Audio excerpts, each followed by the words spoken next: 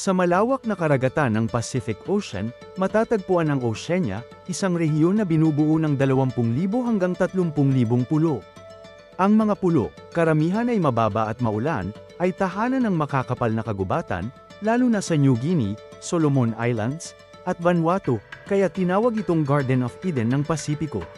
Sa Polynesia, na nasa gitna at timog ng karagatan, umusbong ang mga pamayanang may Tehua, isang sentrong panrelihiyon at panlipunan.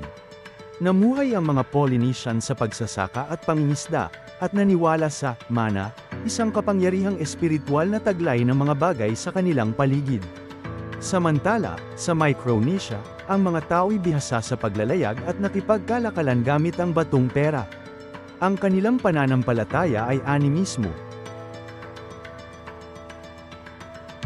Sa Melanesia naman, pinamunuan ng mga mandirigma ang mga pamayanan. Ang pamumuno ay batay sa tapang sa digmaan, at gaya ng Micronesia, pinahalagahan din nila ang ritual at pananampalatayang animistiko.